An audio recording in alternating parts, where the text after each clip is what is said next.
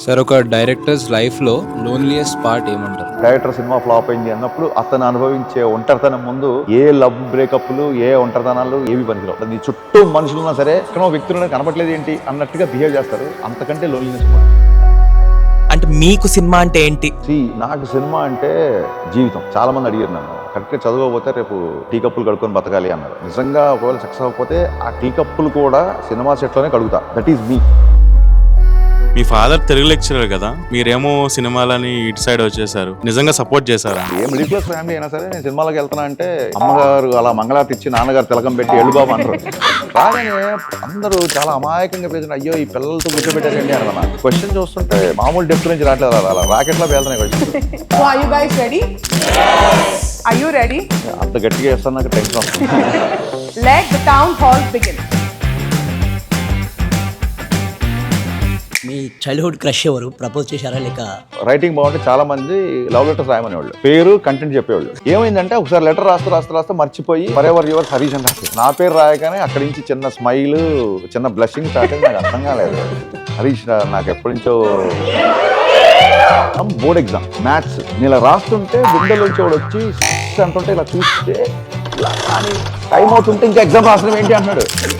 Final exam మళ్ళీ September రాసుకోవచ్చు, morning show మళ్ళీ అసలా.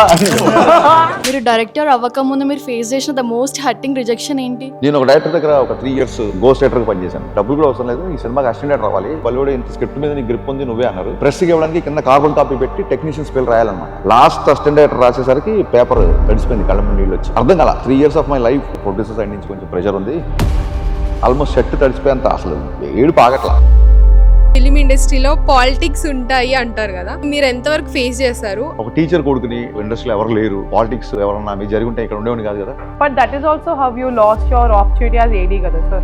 షాక్ తర్వాత గ్యాప్లో మెంటల్లీ ఎంత స్ట్రాంగ్ ఉండాల్సి వచ్చింది? మెంటల్లీ స్ట్రాంగ్ కాదు, నరకం. ఒక్క ఫోన్ కాల్ వచ్చేది కాదు, ఏ ఆఫీస్కి వెళ్ళాలో తెలియదు. That period was ruthless. అలాంటి టైంలోనే గురిగారు పిలిచారు. 2 నుంచి 3 ఏళ్ళు నాకు రైటర్ అనే ఒక ట్యాగ్ ఇచ్చి లిటరల్ గా నన్ను పోషించారు. మీకు ఇప్పటికీ గూస్ బంప్స్ ఇచ్చే మూమెంట్ ఏంటి సినిమాలలో? తొలి ప్రేమ షూటింగ్ జరుగుతున్నప్పుడు, తమ్ముడు షూటింగ్ జరుగుతున్నప్పుడు, కళ్యాణ్ షూటింగ్ జరుగుతుంటే అలా అలా ఎగిరెగిరి చూసేవాడిని. గబ్బర్ సింగ్ 100 days అప్పుడు నా సినిమా కట్అవుట్ అదే థియేటర్లో చూసేసరికి ఒక రకమైన అడ్రినలిన్. మిమ్మల్ని ఒకసారి టచ్ చేయొచ్చా? మా దేవుడినితో పనిచేశారు, దేవుడితో ఉన్నారు. ఇలాంటి హిట్ సీన్స్ ఇంకా ఉస్తాద్లో చూడొచ్చా? గబ్బర్ సింగ్ లో వీళ్ళందరూ పర్ఫార్మ్ చేస్తుంటే కళ్యాణ్ గారు కూర్చుంటారు కదా, ఉస్తాద్ లో ఒక సీక్వెన్స్ ఉంటుంది, ఆయన పర్ఫార్మ్ చేస్తుంటారు, మిగతా వాళ్ళందరూ చూస్తుంటారు. Get ready. నాన్న ఇంట్లో గొప్పడిన గర్ల్ ఫ్రెండ్ తో గొడవైనా ఆ ఫ్రస్ట్రేషన్ తో మీ మీద ట్రోల్ చేస్తారని. ఏంట్రా మన స్టూడెంట్ డ్రైవ్ లోకి వచ్చి నోటుకు వచ్చిన మాట్లాడు అంటే పొద్దున ఇప్పుడు బయటికి వెళ్ళగా నువ్వు ట్వీట్ పెట్టేయచ్చు. నేను అవును రా పెడతాను, నా ఇష్టం పెట్టలేను. ఒక్కొక్కడు ఒక సైజ్ ఆఫ్ విండోలో చూస్తారు, బట్ మన సైజ్ మారు. మీరు ట్రోల్ చేసినంత కాలం నేను కెమెరా రోల్ చేస్తూనే ఉంటాను. ఆస్పైరింగ్ ఫిలిం మేకర్స్ కి ఆర్ రైటర్స్ కి మీరు ఇచ్చే ఒక సజెషన్ ఏంటి? ఏ ప్రాబ్లం వచ్చినా సరే, ఎవరు ఏం మాట్లాడినా, ఇంట్లో వాళ్ళు ఎంకరేజ్ చేసినా చెయ్యకపోయినా, నీకంటూ ఒక ప్రాపర్ విజన్ ఉంటే చేయలేంగే చాలా, చూసిన వాళ్ళే చాలా అనుకున్నాను. Today we're talking to someone who doesn't just follow the mass pulse. He learned how to create it. From theatre roots to blockbuster dialogues, his life journey has been anything but ordinary. And today he's here to answer all the questions with complete honesty and absolutely no filters. Let us put our hands together and welcome Harish Shankar garu. So are you guys ready? Yes. Are you ready? అంత గట్టిగా చేస్తాను, నాకు tension వస్తుంది. Super. Let the town hall begin. First question. Sir, మీరు మీ చైల్డ్హుడ్లో ఒక cinema చూసి నేను సినిమాస్లోకి స్ట్రాంగ్గా సినిమాలోకి వెళ్ళాలి అని ఫిక్స్ అయిన మూమెంట్ ఏంటి? ఏ సినిమా మీ ఐడియాని ప్లాన్ చేసింది సినిమాస్లోకి వెళ్ళాలని? ఇందుకు నాన్నగారితో వెళ్ళినప్పుడు ఐ థింక్ షోలే అనుకుంటా, షోలే సినిమా అనుకుంటా. ఆ తర్వాత సాగర సంఘం థియేటర్కి, అంటే అమ్మ నాన్న ఇలాంటి సినిమాలకి వెళ్ళేవాళ్ళు, సో వాటికి తీసుకెళ్ళారు సాగర సంగమం. ఆ తర్వాత 9th క్లాస్లో ఈవీ గారి సినిమా రిలీజ్ అయింది. అక్కడి నుంచి డైలాగ్స్ మీద, కాన్వర్సేషన్స్ మీద నాకు, ఆ తర్వాత ప్రియదర్శన్ గారి సినిమాలు, ఇంకా ఒకటని కాదు ఇంకా వరుసగా అక్కడి నుంచి. అండ్ బేసిక్గా నేను ఇంటర్మీడియట్లో ఉన్నప్పటి నుంచి ఒక 6 to 7 years చదువుకుంటూనే ప్యారల్గా థియేటర్ చేశాను నేను. సో థియేటర్లో ఏంటంటే ఒక స్పాయిల్డ్ కొడుకు, లేకపోతే తల్లిదండ్రి మాట వినని ఒక యారగెంట్ సన్, ఇలాంటి క్యారెక్టర్స్ ప్లే చేసేవాళ్ళు. ఒక 14 to 16 ఆ టైంలో. ఒక స్టేజ్ వచ్చేసరికి చూడండి, ఒక ఏజ్ ఉంటుంది, అటు you're not a child and you're not a man. అలాంటి టైంలో నాకు థియేటర్లో క్యారెక్టర్స్ వచ్చేవి కాదు. So I was missing BHL stage బాగా మిస్ అయ్యండి. సో నేను డైరెక్టర్కి అసిస్ట్ అయిపోయాను. అప్పుడు వెళ్ళిపోయి ఇందులో క్యారెక్టర్ లేదురా, నువ్వు ఎందుకు వస్తున్నావు, శుభ్రం కాలేజ్కి వెళ్ళచ్చు కదంటే, లేదు స్టేజ్ మీద చూస్తా అని చెప్పి అప్పుడు డైరెక్టర్కి అసిస్టెంట్గా ఉంటే, డైరెక్టర్ ఏం చేస్తున్నాడు, డైరెక్టర్ ఆర్టిస్ట్ నుంచి పర్ఫార్మెన్స్ ఎలా తీసుకుంటున్నాడు, డైరెక్టర్ ఒక డైలాగ్ చేంజ్ ఎలా చేస్తున్నాడు, ఇవన్నీ చూసి నాకు మా డైరెక్టర్ హీరోలా కనిపించాడు. మోహన్ రావు గారు అని మా డైరెక్టర్ గారు, ఆయన నాకు హీరోలా కనిపించారు. సో అక్కడి నుంచి నాకు డైరెక్షన్ మీద ఇంట్రెస్ట్ స్టార్ట్ అయింది. Hello sir, my self Lavanya. Firstly నేను కూడా బ్రాహ్మిన్ ఫ్యామిలీ నుంచే వచ్చాను. ఈ రోజుల్లో ఉన్న సొసైటీలో జనరల్లీ బ్రాహ్మిన్ సినిమాస్కి వెళ్ళరు, డైరెక్షన్స్ అలాంటివి చెయ్యరు అంటారు కదా. సో దాని మీద మీ ఒపీనియన్, అంటే అప్పుడు మీ ఫ్యామిలీ మీకు ఎలా సపోర్ట్ చేసింది ఇండస్ట్రీకి రావడానికి? అలా ఏం ఉండదండి. It is nothing to do with cost. అంటే విశ్వనాథ్ గారు ఎప్పుడో డైరెక్టర్ అయ్యారు కదా, చాలామంది విఠలాచార్య, విశ్వనాథ్ గారు అందరూ ఉన్నారు కదా. కాస్ట్ సంబంధం లేదండి. Middle class family what you meant, ఒక బ్రాహ్మణ్ ఫ్యామిలీ అని కాదు, ఏ మిడిల్ క్లాస్ ఫ్యామిలీ అయినా సరే నేను సినిమాలకు వెళ్తున్నా అంటే అమ్మగారు అలా మంగళారతి ఇచ్చి నాన్నగారు తిలకం పెట్టి ఎళ్ళు బాబు అంటారు. అది జరిగే పని కాదు. సో ఒక మిడిల్ క్లాస్ ఫ్యామిలీలో ఉండే ఇన్సెక్యూరిటీ, మంత్లీ శాలరీ లేకపోతే మనం ఎలా బతుకుతాము, అది అంటే ఒక 2% సక్సెస్ రేషియో ఉన్న ఇండస్ట్రీ కదా, కన్సిస్టెన్సీ ఉండదు కదా. గవర్నమెంట్ అయితే ఎంప్లాయీ రిటైర్ అయిపోయిన తర్వాత కూడా గవర్నమెంట్ పట్టించుకొని పెన్షన్లు అయ్యి ఉంటుంది. ఇక రిటైర్ కాదు, కొంచెం ఫ్లాప్లు వస్తేనే ఇండస్ట్రీ అలా వదిలేసి ముందుకెళ్ళిపోతుంటుంది. సో ఎవరికైనా కన్సర్న్ భయం ఉంటుంది. ఎంకరేజ్మెంట్ అనేది ఎప్పుడు చక్కగా బాగా కోపం వచ్చేసింది ఆ టైంలో, నాన్నగారి మీద అమ్మగారి మీద. అసలు నేను వెళ్ళిపోయి ఎక్కువ ఫ్రెండ్స్ రూమ్లో ఉండేవాడిని. So I want tell you this, ఆ టైంలో మనకు ఎలా ఉంటుందంటే, చూడండి చిన్నప్పుడు ప్రతిసారి మనం అమ్మ ఇదేంటి, నాన్న ఈయనెవరు, ఆడెవరు, ఒక 4 to 5 నుంచి 10 years వరకు డైలీ 300-400 క్వశ్చన్స్ చేస్తామంట. మనం ఎక్కడో ChatGPTలో చూసా. ఒక ఏజ్ వచ్చి మనం ఎప్పుడైతే స్కూల్ వదిలేసి కాలేజీలోకి ఎంటర్ అవుతాం, ఒక +1 +2 స్టేజ్కి వచ్చేసరికి మనకి ఏమవుతుందంటే, బయట జరిగే విషయాలు ఇంట్లో మాట్లాడరు కాబట్టి వీళ్ళకి ఏం తెలియదు అనుకున్నాం. చిన్నప్పుడేమో ప్రతిదీ అమ్మ అదేంటి, నాన్న ఇదేంటి అని కొంచెం మనం +1 +2కి వచ్చేసరికి నాన్న నీకు ఏం తెలియదు, అమ్మ నీకు తెలియదు, నువ్వు ఊరుకో అమ్మ అని మాట్లాడుతుంటాం. బట్ ఆ టైంలో వాళ్ళు పడే టెన్షన్, వాళ్ళు పడే కన్సర్న్ ఎంత ఉంటుందంటే, మీరు బయట ఏ ఫీల్డ్లోకి వెళ్ళాలన్నా, అది నాకు కొంచెం లేట్గా అర్థమైంది, బట్ ఐ డిడ్ ఇట్. మీరు బయట ఏ ఫీల్డ్లోకి వెళ్ళాలన్నా యూనిట్ కన్విన్స్. ఒక ఇంటర్వ్యూకి వెళ్తే ఒక 3-4 కన్విన్స్ చేయాలి. మీరు ఇంకా వాస్ట్ గ్రోత్ కావాలి, ఇంకా పెద్ద ఫీల్డ్లోకి వెళ్ళాలంటే ఒక 100 మందిని కన్విన్స్ చేయాలి. మీరు ఒక కొత్త స్టార్ట్అప్ దాంతో వెళ్తున్నారంటే మొత్తం ప్రపంచాన్ని కన్విన్స్ చేయాలి. So when you know that you got convince lot of people out and who are unknown to you, they don't know about you, వాళ్ళని కూడా మనం కన్విన్స్ చేద్దామని బయలుదేరినప్పుడు, మనం ప్రేమించే మన అమ్మా నాన్నని మనం ఎందుకు కన్విన్స్ చేయకూడదు? మనం వాళ్ళు కన్విన్స్ చేయాలి కదా డెఫినెట్గా. పైగా వీళ్ళు మన బాగా కోరుకుంటాడు. ఇంటర్వ్యూకి వచ్చేవాడు నీకు ఉద్యోగం రావాలని కోరుకుంటాడో తెలియదు, నాకు పనికి వస్తున్నాడా లేదని కోరుకుంటాడు, చూస్తాడు. కానీ ఇంట్లో వాళ్ళు అలా కాదు కదా. సో అసలు ఎందుకు మన అమ్మా నాన్నని కన్విన్స్ చేసి వెళ్ళొచ్చు కదా అన్న యాంగిల్ నాకు స్టార్ట్ అయిన తర్వాత, గ్రాడ్యుయేషన్ టైంలో నేను చెప్పేసి, అప్పుడు మా నాన్నగారు, ఈ రోజుల్లో గ్రాడ్యుయేషన్ అంటే పెద్ద వాల్యూ ఉండదురా, మినిమం PG ఉండాలంటే, ఐ డిడ్ కరస్పాండెన్స్ MBA. నాన్న నేను ఎందుకంటే సర్టిఫికేట్ అలా ఇంట్లో పెట్టి అక్కడి నుంచి లే లే లే లే అనుకుంటుపోయి, మీరేదో నేను రాగానే అందరూ చాలా అమాయకంగా పేసిన, అయ్యో ఈ పిల్లలతో కూర్చోబెట్టారండి అన్న. అసలు ఒక్కొక్క క్వశ్చన్ చూస్తుంటే మామూలు డెప్త్ నుంచి రావట్లేదు, అలా రాకెట్లా పేలుతున్నాయి క్వశ్చన్. సార్ నా పేరు వెంకట్ వర్షిత్. మీ సిస్టర్తో మీ చైల్డ్హుడ్లో ఇప్పటికీ గుర్తొచ్చి నవ్వుకునే మెమరీస్ ఏమైనా ఉంటే షేర్ చేసుకోండి అని. చాలా అండి. నాకు ఫస్ట్ నా తర్వాత మా తమ్ముడు తర్వాత చెల్లి. సో ఇంకా 2 అన్నయ్యలు ఉన్నారంటే మా చెల్లి ఇంట్లో ప్రిన్సెస్. ఇంకా మేము ఇద్దరం బాడీ గార్డ్స్, బౌన్సర్స్ లాగే. తనకు నడవడం మొదలుపెట్టినప్పటి నుంచి ఇంకా మేము వెనకాల పడ్డమే సరిపోయింది. చెల్లి అంటే నాకు కానీ మా తమ్ముడు కానీ ప్రాణం. మా తమ్ముడికి బాగా క్లోజ్, ఎందుకంటే ఎప్పుడు నేను ఒక టీన్స్ నుంచే నేను బయటకు వచ్చాను ఇంట్లో నుంచి. సో మా తమ్ముడికి బాగా క్లోజ్. చిన్నప్పుడు మెమరీస్ అంటే ఎలా ఉండేదంటే, తన మూడ్ బాగాలేకపోతే తన ఊరికి ఏడుస్తుంటే, ఏదో ఆకలేసో దేనికి ఏడిచినా సరే, ఏమో అన్నయ్య కొట్టు అని చెప్పి కొట్టించేవాళ్ళు. అది బాగా ఎంజాయ్ చేసేవాడు. చిన్న చేతులతో అలా కొడుతుంటే అసలు నేనేం అనలేదు కదా అనుకున్నాను ఆ టైంలో. సో అది కాకుండా గుర్తుండిపోయే మెమరీ ఏంటంటే, నాకు బాగా గుర్తుండిపోయే మెమరీ ఏంటంటే, ఒక మంచి మ్యాచ్ వచ్చింది మా చెల్లికి. ఆ మ్యాచ్ వచ్చినప్పుడు అబ్బాయి దుబాయ్, తను వెళ్ళిపోవాలి అర్జెంటుగా. సో నేను ఇంటికి పెద్దవాడు నేనే కాబట్టి ఆయన కలిసి అయితే, నాకు టైం లేదండి, మరి ఇప్పుడు చూడొచ్చా మీ చెల్లిని అన్నారు. అంటే ఒక 1 hour టైం ఉంది.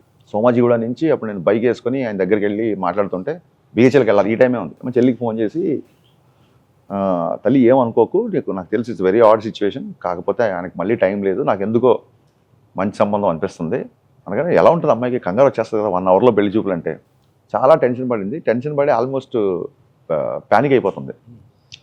తల్లి ఇప్పుడు కాదు అంటే, అప్పట్లోనే మనం సినిమా డైలాగులు, అతను 2 ముళ్ళు వేసిన తర్వాత నాకు ఈ పెళ్లి ఇష్టం లేదంటే కూడా 3వ ముళ్ళు ఆపేస్తానని చెప్పాను.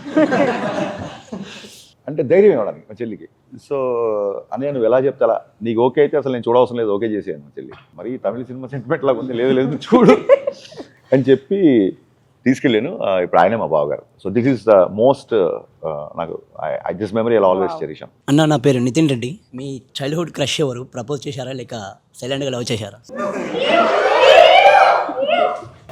నేనేం చేశానంటే నా రైటింగ్ చాలా బాగుండేది. రైటింగ్ చాలా బాగున్నప్పుడు అందరు లవ్ లెటర్స్ నాతో రాయించారు. స్కూల్లో హెయిల్ ఫ్రమ్ తెలుగు మీడియం, జిల్లా పరిషత్ గవర్నమెంట్ స్కూల్ నుంచి వచ్చినాను నేను. సో రైటింగ్ బాగుంటే చాలా మంది లవ్ లెటర్స్ రాయమనేవాళ్ళు, పేరు కంటెంట్ చెప్పేవాళ్ళు.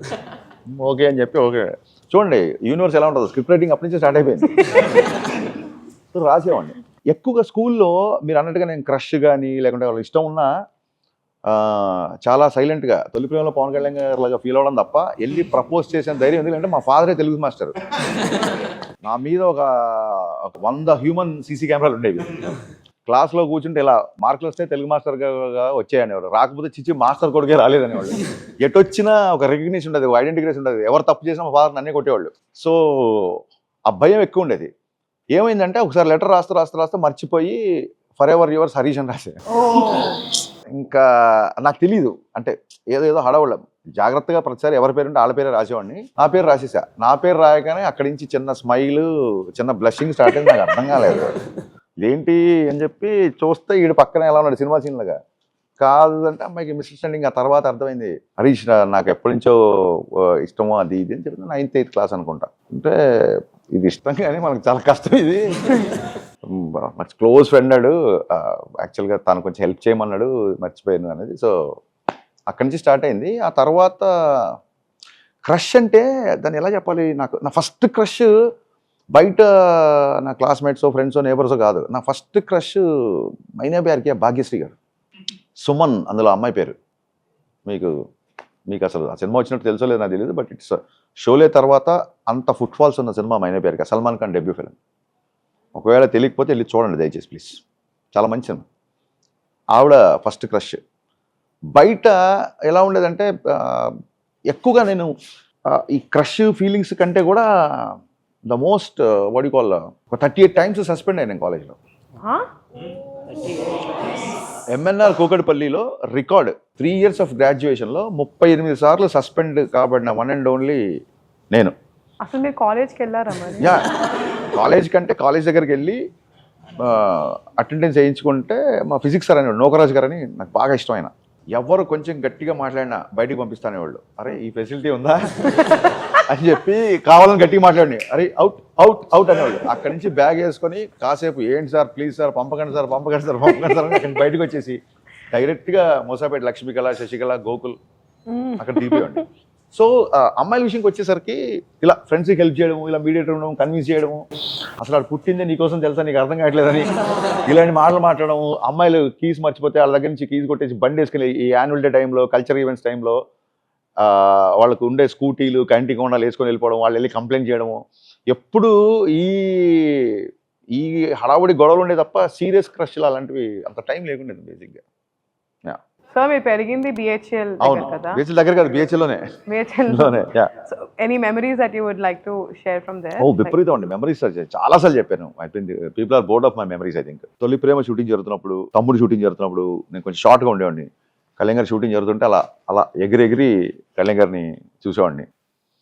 అక్కడ జ్యోతి థియేటర్లో ఎక్కువగా చిరంజీవి గారి సినిమాలు, కళ్యాణ్ గారి సినిమాలు రిలీజ్ అవుతాయి. అక్కడ చూసేవాళ్ళం సినిమాలన్నీ. బెస్ట్ మెమరీ ఏంటంటే గబ్బర్ సింగ్ పెద్ద కట్అవుట్ పెట్టినప్పుడు అదే థియేటర్లో మళ్ళీ ఆ థియేటర్కి వెళ్ళి సినిమా చూసాను నేను. Yeah, that's one of the finest memories. Hi sir, నా పేరు తేజ. అయితే సార్ మీరు MBA చేశారు కదా? MBA అవును, మార్కెటింగ్. యా, అది మీరు సర్వైవల్ కోసం చేశారా లేకపోతే ఫ్యామిలీ ప్రెషర్ వల్లనా? అంటే నాకు ఒకటి ఉండేది. ఇప్పుడు నేను అప్పటికే నేను రైటర్గా దూరదర్శన్లో అక్కడెక్కడ చిన్న చిన్న రాయడం ఇన్ని చేసేవాడిని.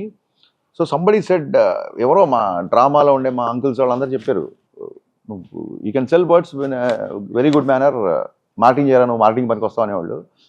మార్కెటింగ్ ఎందుకు చేశానంటే స్పెషలైజేషన్ అడ్వర్టైజ్మెంట్ చేద్దామని, అట్లీస్ట్ సినిమా డైరెక్టర్ కాకపోతే ఎట్లయినా కమర్షియల్స్ యాడ్స్ అన్న చేద్దామని అక్కడ ఇంట్రెస్ట్ నాకు బాగుండేది, అందుకు మార్కెటింగ్ చేశాను. ఉస్మానియా యూనివర్సిటీ మీ అకాడమిక్స్ పర్సనాలిటీ కాకుండా ఇంకెలా షేప్ చేసింది అపార్ట్ ఫ్రమ్ దాట్?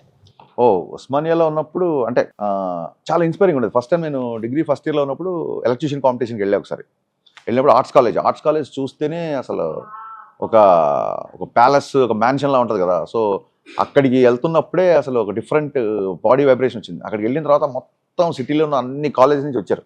అక్కడికి వెళ్ళేసరికి అక్కడున్న ఆ జనాలకి, అక్కడున్న డిఫరెంట్ గ్రూప్స్కి ఒక రకమైన నర్వస్నెస్ వచ్చింది నాకు ఫస్ట్ టైం. అప్పుడు నాకు థర్డ్ ప్రైజ్ వచ్చింది. నేను బాగానే అనుకున్నాను కానీ నేను కాన్ఫిడెంట్గా మాట్లాడలేకపోయాను అనుకున్నా మేబీ. సో ఫస్ట్ టైం ఆ క్యాంపస్లో థర్డ్ ప్రైజ్ వచ్చింది. అసలు అప్పటికే మా కాలేజ్ సెలబ్రేషన్, సరే ఇన్ని కాలేజీలలో నీకు థర్డ్ ప్రైజ్ నీకు అర్థం కాదు కదా, నేను ఎప్పుడు ఫస్ట్ వచ్చాను కదా అని చెప్పి చిన్న ఫీల్ అయ్యాను. బట్ ఉస్మానియా క్యాంపస్ అనేది పార్ట్ ఆఫ్ లైఫ్ అండి. ఆర్ట్స్ కాలేజు, వెనకాలకి వెళ్తే శివం రోడ్డు, ఇక్కడి నుంచి వెళ్ళడము, ఎప్పుడన్నా మార్నింగ్ పూట వెళ్తే ఆ చుట్టుపక్కల వాళ్ళు అక్కడ వాకింగ్ వచ్చేవాళ్ళు, బయట వాళ్ళు స్టూడెంట్ కాలేజ్కి యూనివర్సిటీ సంబంధం లేకుండా రావడం. ఆ యూనివర్సిటీలోంచి వచ్చిన చాలామంది గొప్ప రైటర్స్, గొప్ప పొలిటీషియన్స్, క్రికెటర్స్, అది it's a different vibe. Hello sir, మీరు కాలేజ్లో చదువుకుంటున్నప్పుడు చాలామంది స్టూడెంట్ పాలిటిక్స్ అవన్నీ చూసేటోళ్ళు కదా, అంటే జార్జ్ రెడ్డి లాంటి మూవీ మీరు ఎప్పుడైనా చేయాలని అనుకున్నారా అట్లాంటి స్టోరీ లైన్తో? అంటే ఎప్పుడన్నా స్ట్రైక్ అయినప్పుడు ఒక చిన్న గ్రూప్స్, గ్యాంగ్స్ అది ఉండేది, కానీ అలాంటి హాలిడే రాగానే ఇమ్మీడియట్గా మనం థియేటర్కి వెళ్ళిపోవడం, ఫోకస్ అంతా సినిమా మీద ఉండేది. సో ఆ టైంలో నేను పెద్దగా అలాంటిది ఆ జోన్లో లేను నేను బేసిక్గా. అన్నా, మీ ఫాదర్ తెలుగు లెక్చరర్ కదా, సో మిమ్మల్ని మ్యాథ్స్ లెక్చరర్గా చూడాలనుకున్నారు, మీరేమో సినిమాలని ఇటు సైడ్ వచ్చేసారు. సో ఆయన ఎలా ఫీల్ అయ్యారు అండ్ ఎలా నిజంగా సపోర్ట్ చేశారా? Father Telugu teacher, not a lecturer actually. ఇంట్లో మీరు వెళ్ళి అడగండి నేను సినిమాలకు వెళ్తా అంటే ఎలా ఉంటుంది రియాక్షన్, సేమ్ రియాక్షన్ ఎవ్రీడే. డెఫినెట్గా మా నాన్నగారు మ్యాథ్స్ లెక్చర్ కూడా ఎందుకు అనుకున్నారంటే, మా నాన్నగారి కొలీగ్స్ అందరికీ స్కూల్ తర్వాత కూడా they use to conduct tuitions. So Telugu అనేసరికి ఎవరు ట్యూషన్స్ రారు కదా. సో మా ఫాదర్ ఏమనుకున్నారంటే, నువ్వు కనుక మ్యాథ్స్, ఫిజిక్స్ టేకప్ చేస్తే నీకు ప్యారలల్ ఇన్కమ్ కూడా ఉంటుంది, లైఫ్ కంఫర్టబుల్గా ఉంటుంది.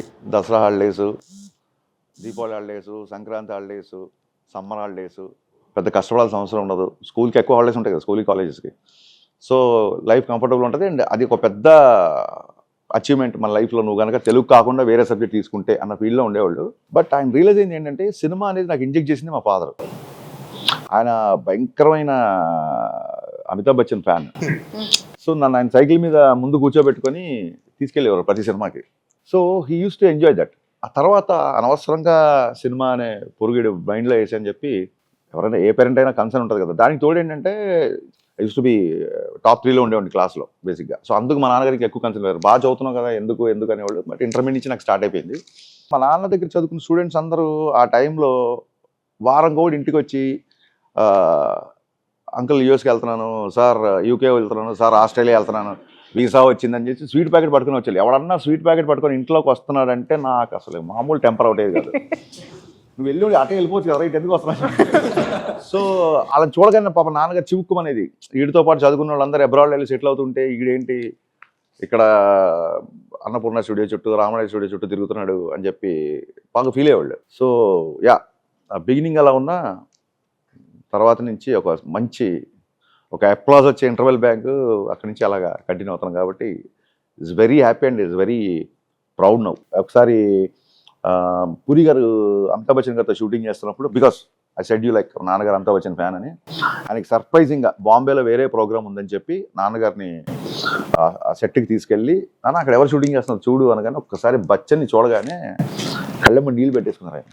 మిరపకాయ అయిపోయిన తర్వాత, మిరపకాయ సక్సెస్ కూడా ఆయన అంత ఫీల్ అవ్వాలి. కళ్ళెమ్మ నీళ్ళు పెట్టేసుకున్నారు. నీళ్ళు పెట్టేసుకొని, నువ్వు ఫర్దర్గా ఇండస్ట్రీలో ఏం సినిమాలు చేస్తావు, ఎంత సక్సెస్ అవుతావు నాకు అవసరం లేదురా, ఇది చాలు నా లైఫ్కి అన్నారు. So that's a proud. నా నెక్స్ట్ క్వశ్చన్ కూడా అదేనా, ఇప్పుడు ఆయన ఎలా ఫీల్ అవుతున్నారు, మీ సక్సెస్ ఆయన ఎలా? డెఫినెట్లీ అందరూ మాట్లాడుతుంటారు కదా, మీ వాడిని ఒకసారి కలవాలి అని. మా కాలనీలో, బిహెచ్ఎల్ కాలనీలో అందరూ కలిసినప్పుడు నాకే కలవట్లేదంటే అని చెప్పి ఆయన ఆ బిజీని న్యూస్లో వచ్చినప్పుడు, ప్రీ రిలీజ్ ఈవెంట్లో వచ్చినప్పుడు, నేను ఏదైనా ఫంక్షన్కి వెళ్ళినా, టీవీలో కనబడినప్పుడు డెఫినెట్గా ఏ ఫాదర్కైనా ప్రౌడ్గానే ఉంటుంది కదా. Hi sir, I'm Siddharth. A filter లేకుండా మిమ్మల్ని స్కోల్ చేసేవాళ్ళు ఎవరు, మీ ఫాదర్, మదర్ లేదా మీ వైఫ్? Reason sir? రీజన్స్ ఏం లేదు. తనకు నా గురించి తనకు తెలిసింది ఇంకెవరు తెలియదు కదా. ఆల్మోస్ట్ ఒకే రూఫ్ కింద ఉన్నప్పుడు అలాగే ఉంటుంది కదా. తను బేసిక్గా తనకి దాన్ని ఏమంటారు, తన సినిమా టేస్ట్ వేరు. తను ఫ్రెండ్స్, టామ్ అండ్ జెర్రీ అలాంటివి వస్తుంటుంది. సో తను ఓపెన్గా క్రిటిసైజ్ చేస్తుంది, బాగున్నప్పుడు ఓపెన్గా చెప్తుంది. ఆ తర్వాత మా నాన్న, ఇంకా మా అమ్మకి అసలు ఏం చేసినా అద్భుతమే. మిస్టర్ బచ్చన్ అంత బాగుందిరా, ఏంట్రా జనాలకి అర్థం కాదు చూడాలంటుంది. ఓకే అమ్మ థ్యాంక్ యూ అనడానికి ఏం మాట్లాడు. సో ఏ అమ్మకైనా అంతే కదా కొడుకు. యా. హాయ్ సార్, నా పేరు వంశీ. అయితే మీరు ఒక ఇంటర్వ్యూలో అన్నారు కదా, తను ఫస్ట్ నన్ను లవ్ చేసిన తర్వాత నేను పెళ్లి చేసుకోవాల్సి వచ్చిందని చెప్పేసి. అది ఏమైందంటే సహజ సిద్ధంగా మన డిఎన్ఏలో ఉండే నోటు దూలమూలంగా అలా మాట, బట్ యాక్చువల్గా అది కాదు, ఏదో పంచ్ కోసం చెప్పాను. సో అయితే మీ లవ్ స్టోరీ పెళ్లి వారికి ఎలా వచ్చింది కొంచెం డీటెయిల్గా చెప్పండి. అట్లానే ఇది మన ఇప్పుడున్న జెన్జీస్కి లవ్ గురించి మీరు ఇచ్చే అడ్వైజ్ ఏంటి? అంటే లైట్ తీసుకుంటారు కదా లవ్ అంటే, సో అడ్వైజ్ ఏంటి? వాళ్ళ షీస్ ఫ్రమ్ కెనడా, తెలుగు వాళ్ళే కానీ కెనడాలో సెటిల్ అయ్యారు. సో కొన్ని కామన్ పార్టీస్లో, ఆ తర్వాత ఆన్లైన్లో ఇలాగా ఏదో స్టార్ట్ అయింది. But yeah, she stood by me. అంటే నేను నా లోయెస్ట్ టైమ్స్లో షీఈ్ ఆల్వేస్ దేర్. అంటే కాంట్ ఇమాజిన్ తన సపోర్ట్ లేకుండా నేను డెఫినెట్గా దూరం వచ్చేవాడిని కాదు. ఇక్కడ నేను జెన్జీలకి ఇచ్చే ఏంటంటే, ఒక టైంలో ఏంటంటే ఇంకా ఒక ప్రేమించే మనిషి ఉంటే చాలు, లైఫ్లో ఇంకేం అక్కర్లేదు, అదే సక్సెస్ అన్న ఒక ఎరా ఉండేది. ఇప్పుడు ఏంటంటే లవ్ అందరికీ అవసరమే, బట్ అది పార్ట్ ఆఫ్ లైఫ్. లవ్ అనేది జస్ట్ అనదర్ ఎమోషనల్ సపోర్ట్. ఒక మనిషిని కాకుండా, ఒక ఫిజికల్ అట్రాక్షన్స్ కాకుండా, నీ గోల్ ఏంటి, నువ్వేం చేద్దాం అనుకున్నావు, దానికి అమ్మాయికి అర్థమవుతుందా, లేకపోతే అబ్బాయి నేను అర్థం చేసుకోగలుగుతాడా, మీ ఇద్దరికి ఒకరికొకరు అంటే రెస్పెక్ట్ ఉందా, స్పేస్ ఉందా. అండ్ ఇంకోటి ఏంటంటే, ఇప్పుడు మనం ఇప్పుడు ఈ టైంకి వచ్చాం, ఏజ్కి వచ్చాం కాబట్టి ఎవరినో లవ్ చేయాలి, ఎవరినో అని చెప్పి కెమెరా వేసుకొచ్చాం, అలా కాదు. It will automatically happen. I'm telling you. మీరు 100 మందిని కలుస్తారు, కలిసినప్పుడు ఏం తెలియదు, వాళ్ళు లేనప్పుడు తెలుస్తుంది, అప్పుడు వాళ్ళు మీ లైఫ్లో ఉండాలనుకుంటారు. సో అది ఐ డోంట్ థింక్ లైక్, అంటే ఇప్పుడున్న వాళ్ళకి నేను ఏంటంటే పని కట్టుకొని ప్రేమలో పడండి అని చెప్పను. I think most of the guys are love with their goals. ఆ గోల్స్ని సపోర్ట్ చేసే లైఫ్ పార్ట్నర్ ఉన్నప్పుడు హ్యాపీగా యూ కెన్ గో అహెడ్. అన్న డైరెక్టర్గా ఇంట్లో ఆర్గ్యుమెంట్స్ ఎలా హ్యాండిల్ చేస్తారు, and me dialogue writing skills అనేవి అక్కడ ఎలా యూజ్ఫుల్ అవుతాయి?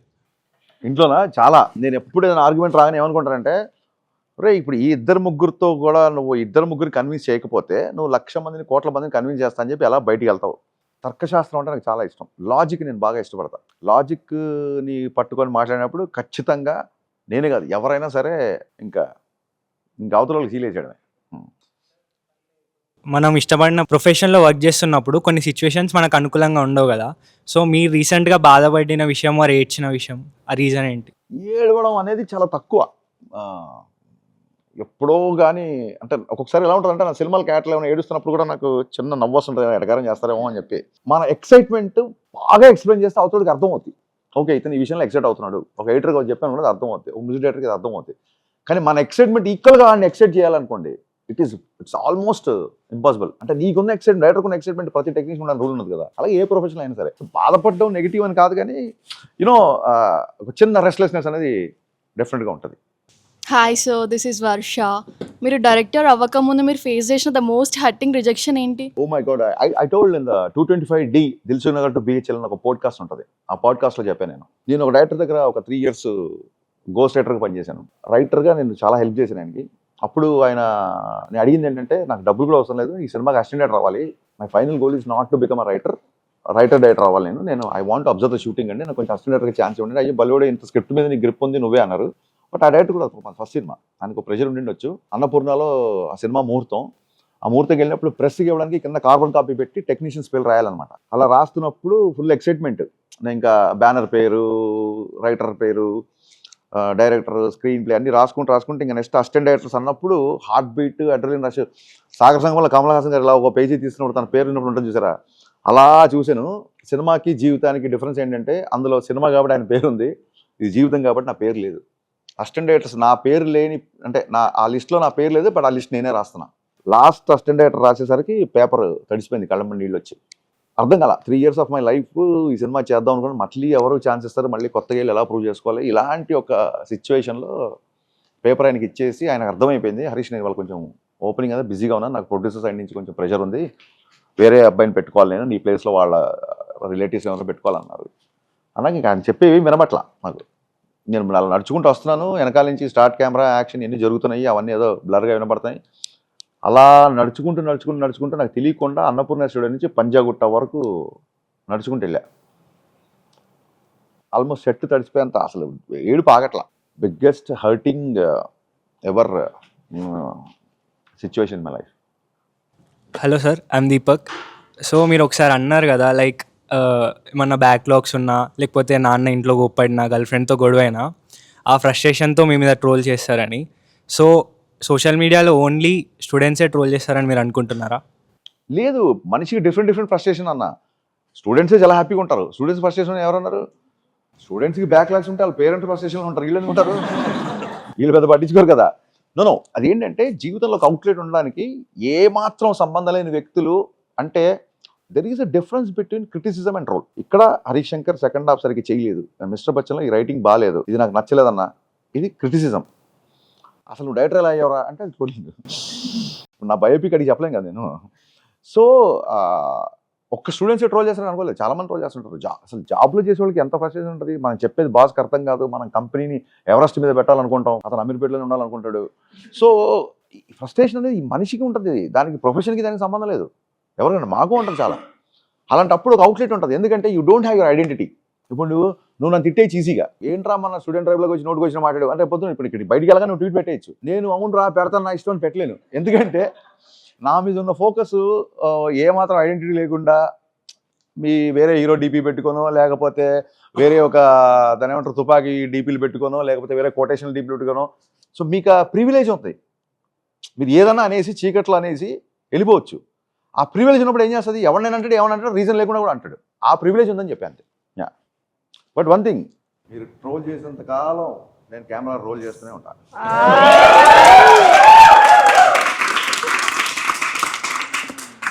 సూపర్. యాక్చువల్లీ టాపిక్ ఇక్కడ ఉంది కాబట్టి I have a small game for you. Please. It's called Fan Wars. Let's say Harish Garu is not a director, he's a commoner and he's trolling online or he's one of the fan online.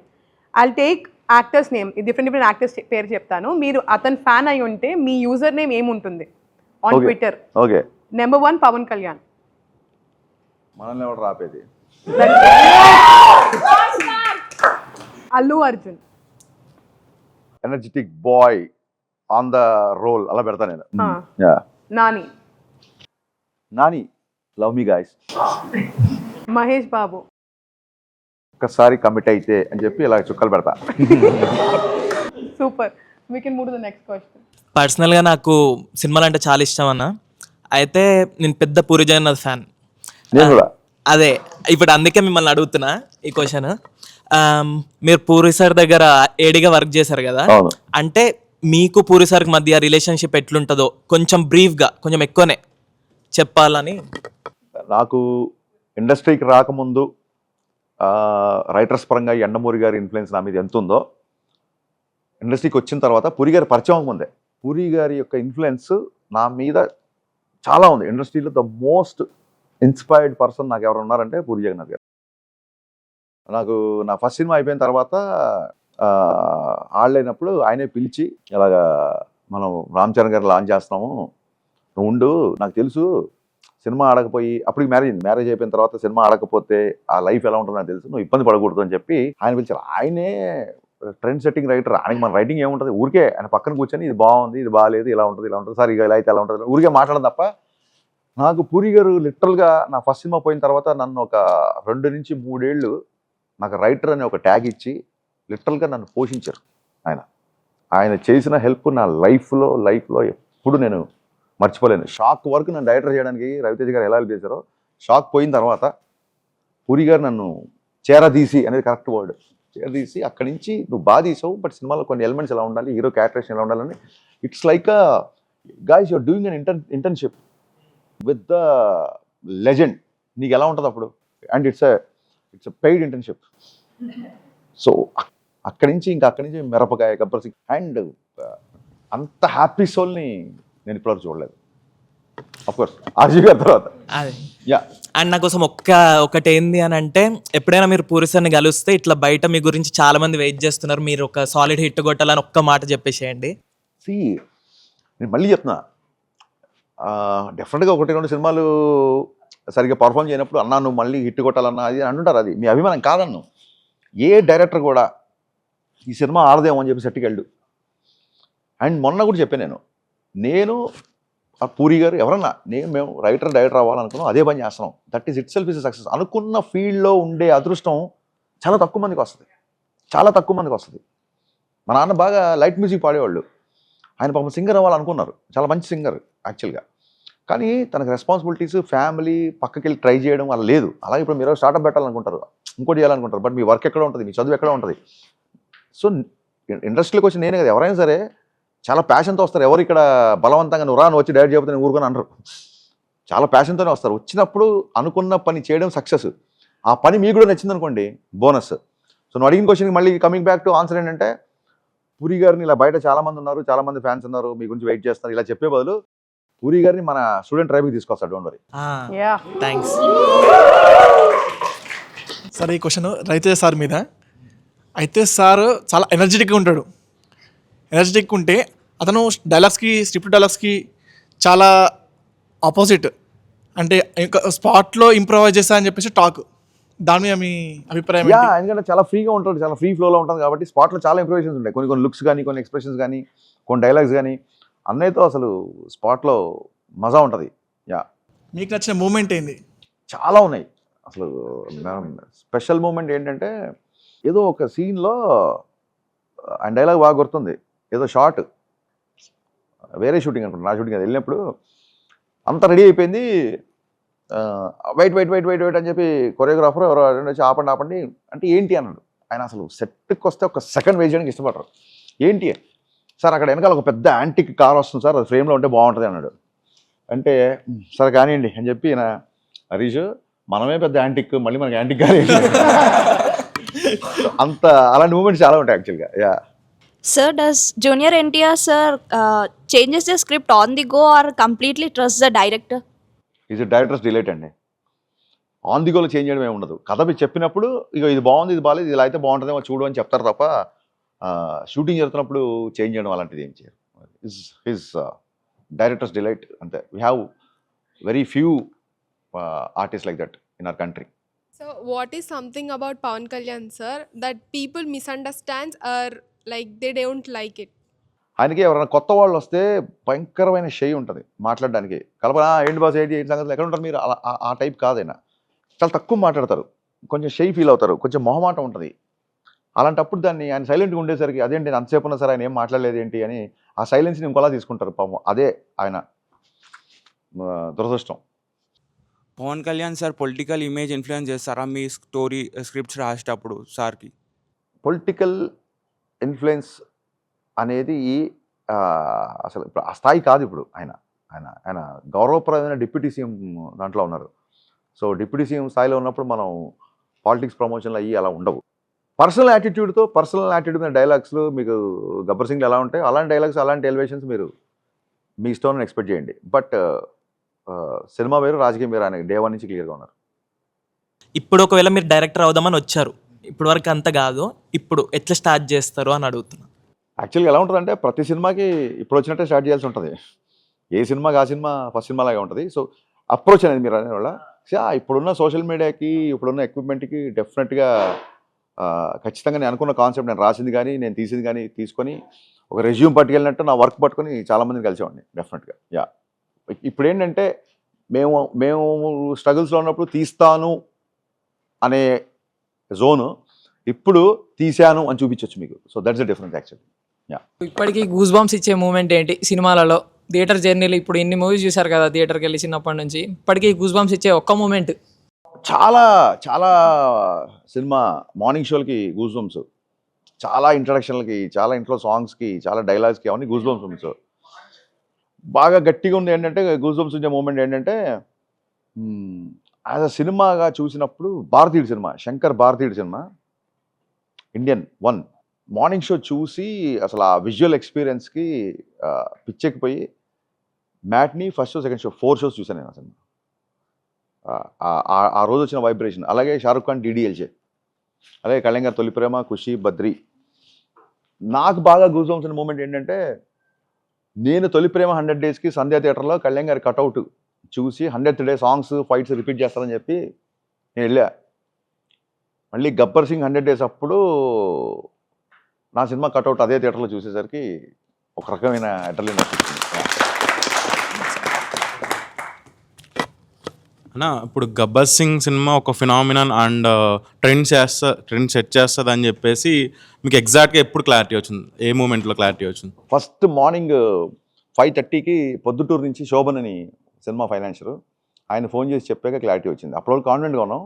అసలు థియేటర్లు ఊగిపోతున్నాయి అని అతను first call అతను వచ్చింది. So అప్పుడు got the confidence. ఇప్పుడు జిగర్ తాండా adapt చేసి మన గద్దలకొండ గణేష్ చేశారు. బట్ ఈ ఇన్స్పిరేషన్కి కాపీకి మధ్యలో ఒక థిన్ లైన్ ఉంటుంది. సో ఆ లైన్ మీరు ఎలా డ్రా చేయగలుగుతున్నారు? How you? అందుకే మార్పులోని కాడేసి తెలుగు సినిమాలో ఎంతమంది ఎన్ని రీమేక్లు చేసినా నేను దీన్ని రీమేక్ చేయలేదు, దీన్ని మార్చాను అని చెప్పి గర్వంగా ఫస్ట్ వేసుకుంది గబ్బర్ సింగ్కి. త్రివిక్రమ్ గారు సినిమా చూసి ఒక మంచి మాట అన్నారు. సినిమా చూసి అదేంటా ఇది దబంగ్ రీమేక్ అన్నారు, దబంగ్ నుంచి ఏమీ తీసుకోలేదు కదా, అందులో మదర్కి ఒక ఇన్హేలర్ ఉంటుంది, ఆస్తమా ఇన్హేలర్, అది ఒక్కటే యాస్టీస్గా ఇన్హేలర్ వాడినట్టు ఉన్నారు, ఆ ఇన్హేలర్ ఎందుకు 2 కోట్లు పెట్టుకున్నారు, అది మామూలుగా మార్కెట్లో కొనుక్కోవచ్చు కదా అన్నారు. 2 కోట్ల గబ్బర్ సింగ్ రీమేక్ రైట్స్ అనమాట యాక్చువల్గా. సో నాకు నచ్చిన సినిమా దీన్ని ఇలా చేస్తే బాగుంటుంది, అలా చేస్తే బాగుంటుంది అని మనకి కాలేజ్ డేస్లో అనిపిస్తుంటుంది. ఇప్పుడు అవకాశం ఉంది చేసే సినిమా, కాబట్టి నా చేసే సినిమా నేను రీమేక్ చేశాను. అది అప్పుడు ఏంటంటే వేరే లాంగ్వేజ్ సినిమాలు ఇక్కడ ఉన్న వాళ్ళకి తెలిసేది కాదు. ఇప్పుడు ఓటీటీ ఫుల్గా వచ్చేసింది కాబట్టి ఇప్పుడు మనం అయ్యో వాళ్ళు చూడలేదేమో దాన్ని ఇలా చూపిద్దాం అన్న తాపత్రయం ఇప్పుడు అవసరం లేదు. ఇప్పుడు అందరూ చూసేస్తున్నారు కాబట్టి I'm not preferring it. Yeah. Hello sir, this is Priyanka. Yeah. మీరు యాంధ్రమూరి వీరేంద్రనాథ్ గారి రైటింగ్స్ మీ లైఫ్లో చాలా ఇంపాక్ట్ చేసిందని చెప్పారు. Endamuri Yandamuri Veerendranath. Yes sir. So especially Prema novel, so ఇప్పటికీ అడాప్ట్ చేయాలని ఆ ప్లాన్ ఉందా? సో ఇఫ్ ఎస్, ఈ జనరేషన్ తగ్గట్టు ఏం చేంజెస్ చేయాలనుకుంటున్నారు? ఎండమూరి గారు నాట్ జస్ట్ ప్రేమ అండి. నేను ఎండమూరి గారి నవల చదివింది ఫస్ట్ వెన్నెల ఆడపిల్ల. మా మామయ్య గారు అమ్మాయి లక్ష్మి అని, ఆవిడ ఏం చేసిందంటే ఆంధ్రభూమిలో ఇందులో వచ్చినప్పుడు, ఆంధ్రభూమిలో వచ్చినప్పుడు ఎవ్రీ వీక్ పేపర్స్ అన్ని కట్ చేసి దాన్ని బైండ్ చేసి పెట్టింది నవల. So when I was reading it next week continue నాకు నిజంగా ఆ టైంలో చదివిన ఫీలింగే వచ్చింది. సో స్ట్రాంగ్ ఇంపాక్ట్ ఎండమూరి గారిది నా మీద చాలా స్ట్రాంగ్ ఇన్ఫ్లుయెన్స్. మీరు ఆనంద బ్రహ్మ నవల చదివితే అంటే మీరు ప్రతి ఒక్క స్టూడెంట్ చదవాల్సిన పుస్తకాలు ఒక 5-6 ఉంటాయి ఆయన రాసినవి. ఆనంద బ్రహ్మ నవలలో చాలా ఫ్యూచరిస్టిక్గా ఉంటుంది. నవల ఓపెన్ అవడం 2040 ఓపెన్ అవుతుంది. One of the finest books. అంటే నేను ఫస్ట్ టైం ఆ నవల చదివినప్పుడు 2.5 days నేను బయటికి రాలేదు. చాలా చిన్న నవల, చాలా చిన్న పుస్తకం, అది ఇంతలా ఉండదు. 11 times నాన్ స్టాప్గా చదివా. అంటే ఇంకేం లేదు, నాకు తెలిసి 1.5 days స్నానం కూడా చేయలేదు. చదవడము, అది అయిపోగానే ఆకలేసి లైట్గా తినడం, మళ్ళీ బిగినింగ్ చేయడం, మళ్ళీ చదవడము, కళ్ళెంబడి నీళ్లు, నోట్స్ రాసుకోవడం, అంత ఇన్ఫ్లుయెన్స్ చేసిన బుక్ నాకు. ఐ డోంట్ థింక్ అది. ప్రేమకు వచ్చేసరికి ఏంటంటే వండర్ఫుల్ హీరో క్యారెక్టరేషన్. అది మీరు ఇప్పుడు చదివితే కూడా ఇప్పుడే సినిమా తీయచ్చు కదా అంటారు. సో దానికి ఇట్ ఈస్ ఎవర్ గ్రీన్ అండి, దానికి అసలు టైంతో సంబంధం లేదు. సో ఇప్పుడు వచ్చిన డిజిటల్ టెక్నాలజీలో సినిమా కంటే కూడా ఒక ఎక్స్ట్రాడనరీ వెబ్ సిరీస్ చేసాను. బోల్డ్ కంటెంట్ అది చెప్పడానికి, ఒక ఎక్స్ట్రాడనరీ వెబ్ సిరీస్ చేయొచ్చు అని నా స్ట్రాంగ్ ఫీలింగ్. అండ్ ఇప్పుడు భలే గుర్తు చేశారు. ఈ బిజీ టెన్షన్ హడావుల్లో నేను ఎప్పుడో ఇంటర్వ్యూ చెప్పాను, మర్చిపోయాను. డెఫినెట్గా ఎండమూరి గారిని కలుస్తాను, దాని గురించి మాట్లాడతాను. సార్, కంప్లీట్ న్యూ కమర్స్తో మీరు ఏదైనా మూవీ ప్లాన్ చేస్తున్నారా ఫ్యూచర్? ఇప్పటి నుంచో ప్లాన్ చేస్తున్నామా, కాకపోతే ఎప్పటికప్పుడు నాకున్న ప్రొడ్యూసర్ కమిట్మెంట్స్తో వాళ్ళేమో లేదు సార్ మిమ్మల్ని పెట్టుకొని మేము స్టార్తో వెళ్ళాలి అన్న దాంతో ఉన్నాను. బట్ ఇప్పుడు I'm trying to collaborate with ETV win and where I want tell lot of stories. డెఫినెట్గా న్యూ కమర్స్తో ప్లాన్ చేస్తాను, 100% ప్లాన్ చేస్తాను. యా, ఇందాక నేను మీ బాస్ చరణ్తో కూడా మాట్లాడా. When ever I'm going for new staff definitely I'll come. And student టైప్లో కూడా auditions పెడతా, ఆన్ రికార్డ్ చెప్తున్నాను. Definitely I'll come here. And మళ్ళీ మీరు ఇందులో టెక్నికల్గా అర్థం చేసుకోండి, ఆడిషన్స్ పెడతా అని చెప్తున్నాను, మీ అందరికి ఛాన్స్ ఇస్తాను చెప్పట్లా, అది ఆడిషన్ మీద డిపెండ్ అయి ఉంటుంది. ఓకే. యా. మీ ఫిలిమ్స్లో at least 1 movie you want to reedit అనే ఫిలిం? నాట్ 1 మూవీ అమ్మా, 2 సినిమాలు. Ramayya sir second half, Mister Bachchan second half. Reedit కాదు, కుదిరితే రీమేక్. సార్, మీరు రైటర్గా క్యారెక్టర్ కోసం రాస్తారా లేదంటే ఫ్యాన్స్ కోసం రాస్తారా? క్యారెక్టర్ కోసం రాస్తూ ఫ్యాన్స్ కోసం కాదు, ఫ్యాన్ లాగా రాస్తా. So according to you sir, మూవీస్కి వెళ్ళే ముందు రివ్యూస్ చూసి వెళ్ళాలా, or should they just go as it? ఒక్కొక్కళ్ళకి ప్రయారిటీ వాళ్ళు ఉంటుంది. ఇప్పుడు ఫ్రెండ్స్ బలవంతా పెడతారు, ఇతనికి వెళ్ళాలా వద్దా అని డెసిషన్లో ఉన్నప్పుడు కొంతమంది రివ్యూస్ చూసి బాగుంటే వెళ్తాం, లేకుంటే లేదంటారు. సినిమాని ఎంజాయ్ చేసేవాళ్ళు రివ్యూస్ చూడకుండా వెళ్తేనే బాగా ఎంజాయ్ చేస్తారు నా దృశ్యాలు. ఇప్పుడు ఆ గదిలో ఏదో ఉంది అని ఒక చిన్నపిల్లడు చెప్పినప్పుడు అతను ఎక్సైటింగ్గా వెళ్ళి డోర్ ఓపెన్ చేసే పద్ధతికి, ఆ గదిలో నీకు ఒక చాక్లెటో పెప్పర్మెంటో ఉంది వెళ్ళు అన్నప్పుడు వచ్చే ఎక్సైట్మెంట్, ఇట్స్ హ్యూమన్ ఎక్సైట్మెంట్ కదా. వి ఆల్ లైక్ సర్ప్రైజెస్ కదా. సర్ప్రైజెస్ ఇవ్వట్లేదని చెప్పి గొడవలే బ్రేకప్ అయిన సందర్భాలు కూడా ఉంటాయి. వీళ్ళకి బాగా తెలుసు. So cinema is a surprise. ఆ 2 గంటలు బయట ప్రపంచం పక్కన పెట్టి, including reviews, including what ever it is, పక్కన పెట్టి లోపలికి వచ్చి ఆ తర్వాత మీకు ఒక అనాలిసిస్ ఉంటుంది కదా. సో అది రివ్యూస్కి ఎంతవరకు మ్యాచ్ అయింది, ఓహో నేను కూడా అలాగే ఆలోచిస్తున్నా, డెఫినెట్గా చూడుకోవచ్చు. రివ్యూస్ గురించి ప్రాబ్లం కదండి, సినిమాని ఎంజాయ్ చేయడం ఇంపార్టెంట్ అంతే. సార్, ఒక డైరెక్టర్స్ లైఫ్లో లోన్లియెస్ట్ పార్ట్ ఏమంటారు? ఓన్లీ లోన్లియెస్ట్ పార్ట్ ఏమంటారు? డైరెక్టర్స్ లైఫ్లో లోన్లియెస్ట్ ఫాస్ట్ ఆ టైం ఎలా ఉంటుందంటే, నేను షాక్ మార్నింగ్ షో చూసినప్పుడు, first day morning show director cinema flop అయింది అన్నప్పుడు అతను అనుభవించే ఒంటరితనం ముందు ఏ లవ్ బ్రేకప్లు, ఏ ఒంటరితనాలు, ఏ డెజర్ట్లో టామ్ హ్యాంక్స్ తీసిన సినిమా ఏవి పనికిరావు. అంత లోన్లీనెస్ ఉంటుంది. నీ చుట్టూ మనుషులు ఉన్నా సరే వాళ్ళు నేను ఒక ఆత్మలా చూస్తుంటారు, నేను అలా కనబట్లేదా, ఈ పక్కన వ్యక్తులు కనబట్లేదు ఏంటి అన్నట్టుగా బిహేవ్ చేస్తారు. అంతకంటే లోన్లీనెస్ ఇంకోటి ఉండదు. సో స్క్రిప్ట్ కంప్లీట్ అయ్యాక ఏదైనా స్టార్ని అప్రోచ్ అవుతారా, లేకపోతే ఒక స్టార్ని మైండ్లో అనుకొని స్క్రిప్ట్ రాస్తారా? అంటే ఇది 2 డిఫరెంట్ థింగ్ ఉంటుందమ్మా. కొంచెం ఎర్లీ స్టేజెస్లో కథ అనుకొని తిరుగుతూ ఉంటాం. కొంచెం సక్సెస్ వచ్చిన తర్వాత ఒక కాంబినేషన్ నెక్స్ట్ మన హీరోతో చేస్తున్నాం అన్నప్పుడు క్యారెక్టరేషన్ రాస్తా. ఫస్ట్ నేను గరికపాటి గారు చెప్పాను, నేను మన కూడా చెప్పా, ఒక పాత్రను నిర్వచించి పాత్రను కాసేపు నడిపిస్తే అక్కడి నుంచి ఆ పాత్రని చేపట్టుకొని తీసుకెళ్తుంది. If you define your character properly, సినిమాలో ఉన్న క్యారెక్టర్ అన్ని ప్రాపర్ డిఫైన్ చేస్తే ఆ క్యారెక్టర్ నీకు సీన్స్ ఇస్తుంటుంది. సో ఫస్ట్ నేను హీరో క్యారెక్టరేషన్ రాసుకొని అక్కడి నుంచి స్క్రిప్ట్ రాస్తాను. హలో సార్, యా, ఇలాంటి హిట్ సీన్స్ ఇంకా ఉస్తాద్ గబ్బర్ సింగ్లో ఉస్తాద్లో చూడొచ్చా? స్టూడెంట్ ట్రైబ్గా వచ్చాను కాబట్టి, అంటే మొన్న కూడా ఇక్కడ చెప్పాను అనుకుంటా, బట్ యా, గబ్బర్ సింగ్లో వీళ్ళందరూ పర్ఫామ్ చేస్తుంటే కళ్యాణ్ గారు కూర్చుంటారు కదా, మిగతా వాళ్ళు పర్ఫార్మెన్స్ చూస్తుంటారు. ఉస్తాద్లో ఒక సీక్వెన్స్ ఉంటుంది, అంత్యాక్షరి లాంటి సీక్వెన్స్ కాదు కానీ ఆయన పర్ఫామ్ చేస్తుంటారు, మిగతా వాళ్ళందరూ చూస్తుంటారు. Get ready.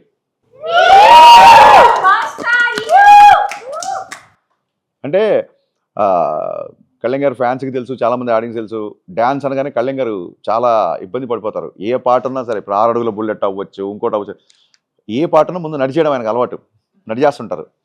సో పాట అంటే చాలా నడుచుకుంటూ వెళ్తున్నారు అన్న ఒక కాన్సెప్ట్ మీద ఒక చాలా ఫన్నీ సీన్ ఉంటుంది, చాలా బాగుంటుంది. మాకు లీక్ దొరికింది, పెద్ద లీగ్లో ఉండే లీక్. సార్ అది మొన్న ఇంటర్వ్యూలో చెప్పారు కదా, అది పవన్ సార్ జుట్టు కొంచెం బాగుంచా లేదని చెప్పి, అలాంటిది ఇంకేదన్నా ఉందా సార్? ఆ టైంలో సార్ సిచ్యువేషన్ అంటే కోపడ్డారా ఇలా? కోపలేదు, నీకు డ్యాన్స్ కావాలి, జుట్టు కావాలి, అన్నీ కావాలి అని, వీఆర్ టూ డిమాండింగ్ అని చెప్పి పాపం చేసేసారు. కోపడలేదు. కళ్యాణ్ గారితో ఆయన సెట్లో ఉన్న సేపు మేము నవ్వుకుంటూనే ఉంటాం. అసలు కోపడే సన్నివేశాలు అవి ఉండవు. చాలా ఒకసారి కోపం వస్తే ఇంకా చాలా రోజుల వరకు కోపడాల్సిన అవసరం ఉండదు.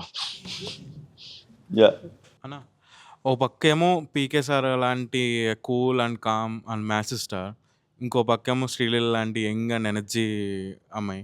సో వీళ్ళిద్దరు ఎనర్జీస్ని మీరు సెట్స్లో ఎలా మేనేజ్ చేశారు? బాగానే మేనేజ్ చేశాను. క్యారెక్టరేషన్లో, శ్రీలీల క్యారెక్టరేషన్లో ఫన్ ఉంటుంది, అట్ ద సేమ్ టైం చాలా డెప్త్ ఎమోషన్ ఉంటుంది. అండ్ ఇంకోటి ఏంటంటే, కళ్యాణ్ గారు సెట్లో ఉన్నారంటే నువ్వు ఎంత ఫన్ ఎంత కూల్ అయినా నువ్వు కూడా కొంచెం కూల్గానే ఉండాలి. The best part of working with Pawan Kalyan sir is silence అని అరవాల్సిన అవసరం ఉండదు సెట్లో. The moment he enters in the set, pin drop silence ఉంటుంది. అమ్మాయి మైక్ కాసి పక్కన పెట్టచ్చు ఉంటుంది. ఆయన అంత రోజుల్లో ఉన్నా సరే యాక్షన్ చెప్తే హ్యాపీగా వినపడదు అండి. ఇంకా మనం పద్దాక సైలెన్స్ అయినా లైటింగ్ చేసేవాళ్ళు లైట్ మెల్లిగా అంటుంటారు. ఆ కమ్యూనికేషన్ అలా ఉంటుంది. సో యా, శ్రీలీల ఎనర్జీ చూస్తారు, అలాగే అమ్మాయి పర్ఫార్మెన్స్ చూస్తారు ఈసారి. సో బయట రూమర్స్ మీ మీద చాలా వస్తుంటాయి కదా, సో అలాంటి రూమర్స్లో కంప్లీట్లీ ఫాల్స్ అంటే ఫేక్ అయిన స్టేట్మెంట్ని బట్ మీరు ఎంజాయ్ చేశారు, అంటే చాలా ఫన్నీగా ఉంది ఇది నా మీద వచ్చిన రూమర్ అన్న రూమర్. ఎంజాయ్ చేయడం అంటే పర్లేదు బాగానే రాస్తున్నారు అనుకున్నది ఏంటంటే, హరీష్ శంకర్ ఆస్తులు తెలిస్తే షాక్ అవుతారు అని. అక్కడ అన్ని కోట్ల వెళ్ళా, ఇక్కడ ఇన్ని కోట్ల వెళ్ళా, ఇక్కడ ఈ బిల్డింగు, ఇక్కడ కార్లు అని చెప్పి 4-5 నాకుందో ఒక బెంజ్, దాని చుట్టూ ఇంకా 3-4 వేసేసారు. ఏమయ్యా ఆ ఊహ ఎంత అలాంటి రూమర్స్ అనమాట. Hi sir, I'm Priya. As you're from middle class family, middle class upbringing మీ పర్సనాలిటీని ఎలా షేప్ చేసింది, అండ్ యాజ్ అ డైరెక్టర్ అది మీకు ఎలా హెల్ప్ అయింది మీ జర్నీలో? యా, చాలా మంచి క్వశ్చన్ అమ్మా. ఒక డైరెక్టర్ లేదా ఒక రైటర్ ఏంటంటే, some of all the people has met in life, he'll be ఒక్కొక్కరి దగ్గర నుంచి ఒక క్వాలిటీ వస్తుంటుంది. ఒక్కొక్కసారి అతను నెగిటివ్ క్వాలిటీస్కి అట్రాక్ట్ చేసుకోవచ్చు, పాజిటివ్ క్వాలిటీస్ అట్రాక్ట్ చేసుకోవచ్చు, what ever. Every month first తారీఖు శాలరీ వస్తే కానీ ఫ్యామిలీ హ్యాపీగా ఉండలేని సిచ్యువేషన్ నుంచి మిడిల్ క్లాస్ అంటారు. నేనని కాదు, I don't believe in self pity or sympathy, అలాంటి ఇష్టం ఉండదు నాకు. బట్ అది ఎలా షేప్ చేసిందంటే, ఒక ఒక మిడిల్ క్లాస్ మెంటాలిటీలో ఒక ఎటగారం ఉంటుంది. తనలో ఉన్న పేదరికం మీద కూడా, తమలో ఉన్న చిన్న ప్రాబ్లమ్స్ మీద కూడా జోక్ వేసేసి హ్యాపీగా పడుకునే ఒక మెంటాలిటీ మిడిల్ క్లాస్లో ఉంటుంది. మా ఫ్యామిలీలో మా నాన్నకి భయంకరమైన ఎటకారం. అంటే నాలో ఏదన్నా కొంచెం సెన్స్ ఆఫ్ హ్యూమర్ ఏదైనా ఉంది అని ఎవరైనా అంటే దానికి రీజన్ మా నాన్నగారు. నేను ఎప్పుడో ఒకసారి ఏదో సిట్టింగ్కి నాన్న బ్యాంకాక్ వెళ్తున్నా నేను రేపు, అందుకే ఒకసారి కలుద్దామని వచ్చాను. బ్యాంకాక్ దేనికి వెళ్తున్నాం, పురి గారు కూడా ఉన్నారు, కథలు రాసుకోవాలి, స్టోరీ. అంతే మరి మరి బాపు విశ్వనాథ్ గారు ఏ బ్యాంకుకి వెళ్తే ఈ సినిమాలు వచ్చినాయో ఈ ఎటకారం ఆయనకు ఉండేది. సో నేను ఒక హైకూ రాశా, పాండమిక్లో హైకూలు రాసినట్టు ఇప్పుడు విజయ్ రాయట్లేదు. నాన్న కష్టాలన్నీ గడప బయటే చెప్పుల రూపంలో వదిలేసి లోపలికి వస్తాడు. అమ్మ బాధలన్నీ వంటింట్లోనే పోపు డబ్బాలో దాచేస్తుంది. హాల్లో ఉన్నప్పుడన్నా అందరం హ్యాపీగా ఉండాలి. ఇది అలాంటి మెంటాలిటీస్ నుంచి వచ్చినాం అనమాట. అంటే టీవీ వచ్చిన చాలా సంవత్సరాలకు మా ఇంట్లో టీవీ ఉంది. సాటర్డే సండే సరికి ఎవరింట్లో టీవీ ఉంటే వాళ్ళతో ఫ్రెండ్షిప్ చేసుకున్నాను నేను. ఆడు ఒకవేళ క్రికెట్లో ఆడు బ్యాటింగ్ చేస్తుంటే లూజ్ బాల్ చేయడం, సిక్స్ కొట్టేలాగా సాయంత్రం చిత్రలహరి చూడొచ్చా మీ ఇంట్లో, సాటర్డే సండే వస్తే సినిమాలు చూడొచ్చా. ఒక 4th 5th క్లాస్ వరకు మా ఇంట్లో టీవీ లేదు.